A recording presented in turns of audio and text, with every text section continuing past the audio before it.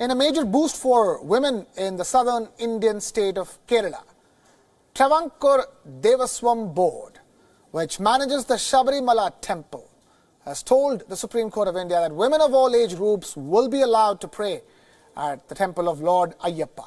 The 5-judge Constitution bench of the Supreme Court today heard over 60 petitions that sought a rethink of the verdict.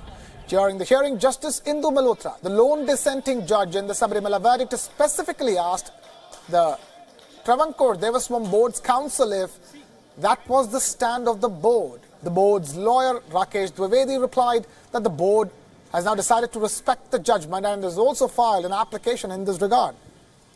Meanwhile, the Supreme Court of India has reserved its order on whether to admit review petitions seeking a review of its Sabarimala verdict. Earlier, appearing for their Nair Service Society, senior advocate Shekhar Nafade argued that religion is essentially a matter of faith and court must interfere unless a practice is barred by criminal law. The petitioner's lawyer also told the court that only community can decide the customs and not the courts. Arguing its case, the Kerala government had called on the top court not to review the Sabarimala verdict. The Kerala government argued that the exclusion of women is not essential to the Hindu religion as women are allowed in other Ayyappa temples. The Supreme Court, in its judgment in the month of September last year, had said that the practice barring women from the temple is akin to untouchability. Last year, the verdict set off a massive street protest in Kerala. The annual pilgrimage season saw violent protests as devotees of Lord Ayyappa, the celibate god, tried to stop women and girls between the ages of 10 and 50 from entering the shrine. One of the two women who actually managed to enter the temple in the month of January this year was even attacked, allegedly, by her own mother-in-law. The issue has also triggered a political slugfest between Kerala's CPM, or Communist Party, and the opposition parties. While India's top court reserved its verdict on 56 review petitions filed in the top court against the Supreme Court's judgment which had allowed menstruating women to enter the Sabarimala temple. Interestingly, the Travancore Devaswam Board, which had opposed the entry of women inside the Sabarimala temple, today told the court that it respects the judgment and it does not want to seek a review. Jessica Taneja with video journalist Neeraj Patel, World is One, New Delhi. Now, talks between the Taliban and senior Afghan politicians that began in Moscow yesterday, despite no official from the current Afghan government in attendance. Now, they have been described as fruitful by both the sides on day 2 of the talks. Afghanistan's President Ashraf Ghani has, however, dismissed the talks and said that the attending officials have no negotiating authority. Meanwhile, Afghanistan's former President Hamid Karzai, who is part of the delegation, said that the talks have so far gone well and that he wishes for the Afghan government to be a part of them at a later stage. Talks about the adoption of a new constitution, an interim government and women's rights were discussed by the delegations in Russian capital city of Moscow. The talks also come 10 days after peace negotiations between the US and the Taliban in Qatar in Doha ended with signs of progress. We understand that the government in Kabul needs to be part of these negotiations. We wish that they would have been here today, but that's an issue that has to be resolved between the Islamic movement of the Taliban, whose representatives are here to speak about, and the Afghan government.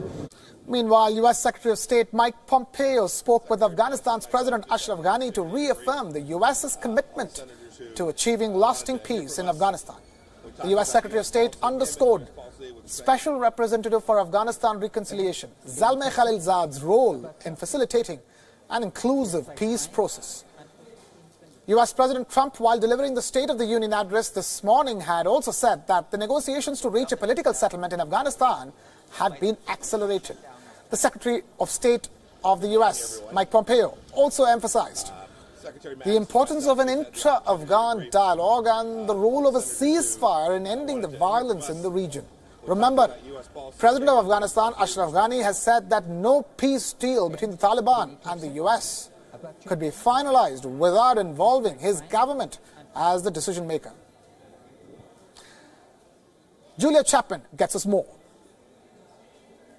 Taliban have been making a number of demands during these ongoing talks, not least that the Afghan government create a new constitution for the country which is based on Islamic law. That's one of their demands. They've also been asking for sanctions against them to be lifted and for the US to release any of its Taliban prisoners in Afghanistan. So those are some of the demands that they've been making. But as far as concessions, we understand that there are suggestions that the Taliban could also vow to end cooperating with Al-Qaeda and the Islamic State terrorist groups.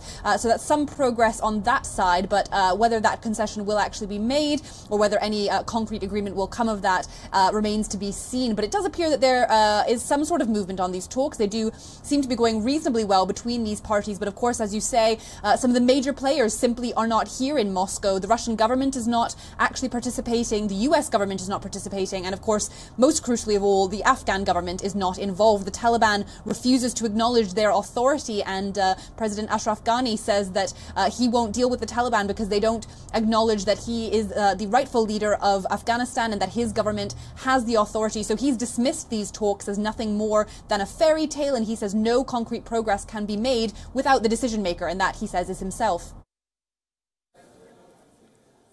Britain's Prime Minister Theresa May will be taking questions from lawmakers in the Parliament today, and this comes about reports of the United Kingdom's cabinet ministers having held a secret meeting to delay Brexit by 8 weeks. If delayed, Brexit would be postponed to the last week of May instead of the end of March. According to reports, ministers in the United Kingdom are hoping for a 2-month grace period from the European Union if Theresa May's deal to provide additional time for necessary legislation passes through the Parliament. London and Brussels are currently arguing over the possibility of changing the present Brexit deal, thus raising the chances of a delay in Britain pulling out of the bloc. Theresa May will travel to Brussels tomorrow to meet the European Union's leaders. She is expected to present the prospectus of either accepting the legally binding changes to the Irish border arrangements of Brexit or face a disorderly no-deal Brexit. We have Mandy Clark, our London bureau chief, joining us live. Mandy, talk to us more about this secret meeting that pretty much headlines newspapers across Britain, and when this news is being picked up of Theresa May facing questions from UK's lawmakers. Yeah, absolutely. And we're also hearing that the opposition party, Labour, is backing a very similar deal to force that change in Article 50. Article 50 is the what forces that end date. They want a delay in it as well because it's very clear that there is a stalemate in the British Parliament, and it's all to do with this Irish backstop. That's the singular biggest issue. A lot of the Brexiteers and more hardline essentially Europe separatists really don't want it at all in there. They see it as a secret way for the EU to bind them indefinitely to the Union. Of course, the EU says absolutely not. It will not get rid of that backstop. It's the only way to guarantee peace. A lot of people forget that Northern Ireland was the scene of great violence, 3,000 people dead over the period what was known as the Troubles. Nobody wants to go back to that period. Nobody wants to put a hard border. They feel that it's more important that these the backstop protecting that peace in the region continues. So it seems like both sides are a stalemate, and the only way forward really is a delay to avoid crashing out, because that will damage both economies. It seems like a repetition. There just simply has not been a major breakthrough, and the level of frustration on both sides is really palpable that they can't get a deal through, one that will appeal to both sides. If Theresa May goes back to the Brussels, which she's planning to do tomorrow, and can't get a deal that will pass the UK Parliament, it's useless. So she's really between a rock and a hard place with both sides saying they're not going to budge. Mandy Clark, our London bureau chief, joining us with the latest on Brexit from London. Thank you, Mandy, for being with us here on Your Story.